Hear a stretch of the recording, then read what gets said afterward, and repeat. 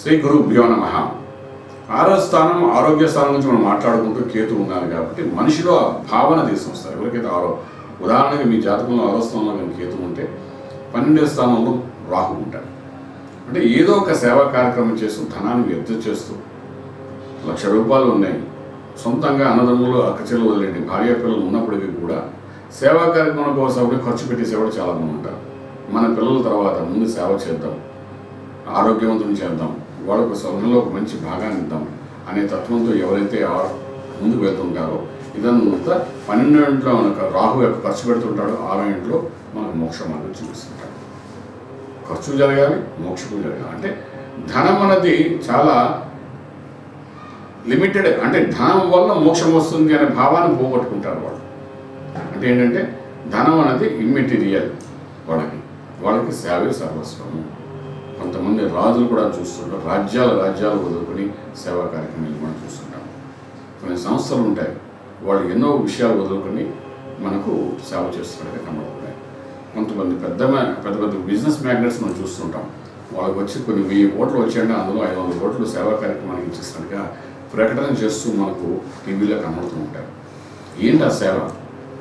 ధనాన్ని ముఖ్యంగా భావించకుండా వ్యర్థపరుస్తూ అంటే ఖర్చు పెడుతూ సేవా కార్యక్రమాలు ముందుకు తీసుకెళ్ళి ఎవరైతే చేస్తుంటారో ఇదంతా 6వ ఇంట్లో ఉన్న కేతు, 12వ ఇంట్లో రాహు యొక్క ప్రభావం జరుగుతుంది. 12వ ఇంట్లో రాహు ధనాన్ని ఖర్చు పెట్టిస్తుంటాడు, 6వ ఇంట్లో కేతు మోక్ష మార్గం చూపిస్తుంటాడు. చూడండి ఎంత అద్భుతమైన స్థితి. ఈ ప్రపంచంలో చాలామంది మనం చూస్తుంటాం, కొన్ని 1000 కోట్లు వాళ్ళ సేవా కార్యక్రమానికి దానంగా ఇచ్చిన వాళ్ళు చూస్తుంటాం. గుళ్ళు గోపురాలకి దానం చేసేవాళ్ళు కొంతమంది అయితే, కొంతమంది ఈ సేవా కార్యక్రమాల కోసం చేస్తుంటారు. పలానా ట్రస్ట్ పలానా దీనికి మేము 1000 కోట్లు ఇచ్చామని చెప్తారు. వాళ్ళు పర్సనల్గా కూడా వెళ్ళి ఆ సేవా కార్యక్రమంలో పాల్గొంటుంటారు. ఇదంతా మనం చూస్తుంటారంటే 6వ ఇంట్లో ఉన్న కేతు యొక్క ప్రభావం జరుగుతుంది అన్నమాట. ఆ విధంగా చేసుకోవడం అందులో తృప్తిని పొందుతూ దాని ద్వారా మోక్షం పొందాలని అనుకుంటుంటారు. ధనం ఎప్పుడు వస్తుంది? ఒక వయసు వచ్చిందో ధనం విపరీతంగా వస్తుంది. ఆ ధనాన్ని ఎలా ఖర్చు పెట్టాలి అనే ఒక తత్వం భావన చాలామంది కోటేశ్వరులు ఉన్నారు. డబ్బు తీయరు, వాళ్ళు ఖర్చు పెట్టాలని అనుకోరు కూడా. తదాంతరంగా ఉన్నంతకాలం అనుభవిస్తూ తదాంతరం ఎవరికి వెళ్తే వారు వెళ్ళిందిలే అనే భావంతో వదిలేసిన వాళ్ళు చాలామంది ఉంటారు. కానీ ఆ మనసులో ఆ ఆలోచన రావాలి, సేవా కార్యక్రమానికి వాడాలి అనే ఆ భావన తెచ్చేది 6వ ఇంట్లో ఉన్న కేతు అన్నమాట.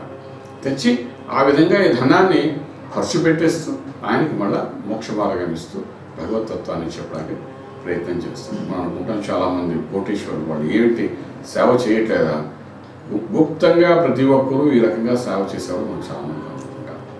గుప్త దానం అంటారు. దానం చేస్తారు, సేవ చేస్తుంటారు, మోక్షాన్ని పొందుతారు. వాళ్ళ జీవన విధానమే చాలా అద్భుతంగా ఉంటుంది. సో ఈ విధంగా 6వ స్థానంలో కేతు ఉండడం వలన గుప్తదానం చేస్తూ సేవా కార్యక్రమాలు చేస్తూ ముందుకు వెళ్ళే స్థితిని తీసుకురావడానికి కారణం, మనసులో ఆ భావన తీసుకురావడానికి కారణం ఏంటంటే 6వ ఇంట్లో కేతుని చెప్పడానికి అవకాశం ఉంది. ఏదైనా కూడా రాజమార్గం రాజ్యం పొందడమే ఈ కార్యక్రమం కాబట్టి ప్రతి భావన గురించి మేము విశేషంగా చెప్తున్నాం. చక్కగా విని దాన్ని అనుసంధానం చేసుకుని ముందుకు వెళ్ళడానికి చేయడం ప్రయత్నం చేసుకుంటూ వెళ్తే రాజమార్గం కనబడుతుంది చెప్పగలుగుతాం. శుభం బియాదు. For further details, contact Astro Village Astrological Clinic, Lakeview Apartments, 4th floor, behind Delhi Public School, Chitrapuri Colony, Kajagoda, RR District, Hyderabad 5,08,000. Phone numbers 8885559147, 8855559148, 970444701, 97044470002.